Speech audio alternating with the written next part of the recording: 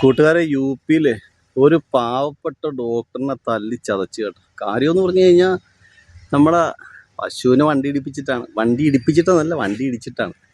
അതായത് അദ്ദേഹം സ്പീഡിൽ ഓടിച്ചു പോരുകയായിരുന്നു. പശു വട്ടം ചാടിയപ്പോഴത്തേക്കും വണ്ടി ഇടിച്ചല്ലാതെ ഇപ്പം എന്ത് ചെയ്യാൻ പറ്റും? വണ്ടി വെട്ടിച്ച് മാറ്റാനെല്ലാം പറ്റും, വെട്ടിച്ച് മാറ്റിയാലും ഇടിക്കുമായിരിക്കും. ഇടിപ്പിച്ച്. അപ്പോൾ അതുകൊണ്ടാണ് കൂടിയ നാട്ടുകാരെല്ലാം കൂടി അദ്ദേഹത്തിന് പഞ്ഞിക്കിട്ട് കേട്ടോ. അദ്ദേഹം മാപ്പ് പറഞ്ഞിട്ടും രക്ഷയില്ല. കൊടുക്കാനുള്ളതൊക്കെ കൊടുത്തു കേട്ടോ. ആ പാവപ്പെട്ടവനെ ഉപദ്രവിക്കുന്നത് കണ്ടില്ലേ? ഇങ്ങനെയൊക്കെയാണ് ആൾക്കാർ പെരുമാറുന്നത്. ഒരു പശു അല്ലേ, അത് ഗോമാതാവല്ല, അത് പശുവാണ്.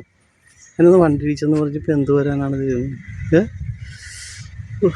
മനുഷ്യനല്ലേ പുള്ളേ, ഒരു അബദ്ധമൊക്കെ പറ്റിയല്ലേ, അയാൾ മാപ്പ് പറഞ്ഞതല്ലേ. ഇതാണേ അവിടെ ഗ്രാമത്തിലുള്ള ആൾക്കാർക്ക് ഒന്നാമത്തെ കാര്യം വിദ്യാഭ്യാസമില്ല. വിവരമുണ്ട്, വിദ്യാഭ്യാസമില്ല. വിവരം കാണിയാലായിരിക്കും. അതാണ് ഈ ഡോക്ടറിനെ ഇത്രയും തല്ലിച്ചതച്ചത് കേട്ടോ.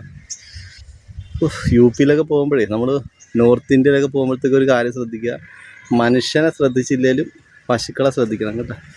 പശുക്കളെ ബഹുമാനിക്കണം. മനുഷ്യനെ ബഹുമാനിച്ചില്ലെങ്കിലും പശുക്കളെ ബഹുമാനിക്കണം കേട്ടോ. അല്ല പണി കിട്ടും. വഴി കിടന്ന് തല്ലു മേടിക്കേണ്ടി വരും കേട്ടോ. അതാണ് ഈ ഡോക്ടറിന് പറ്റിയ അവസ്ഥ. എന്താണല്ലേ, തല്ലിച്ചതച്ച് ഇടപാട് തീർത്തു കൊടുക്കും.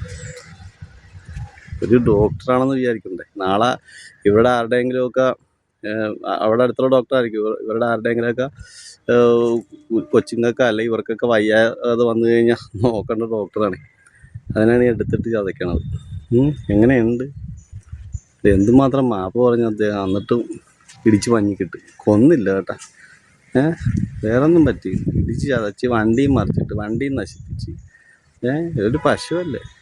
അവിടെയുള്ള ആൾക്കാർക്ക് പശുവാണ് വലിയ സംഭവം. നമ്മുടെ കേരളത്തിൽ പിന്നെ വിവരം വിദ്യാഭ്യാസമൊക്കെ കൂടുതലായതുകൊണ്ട് കുഴപ്പമില്ല.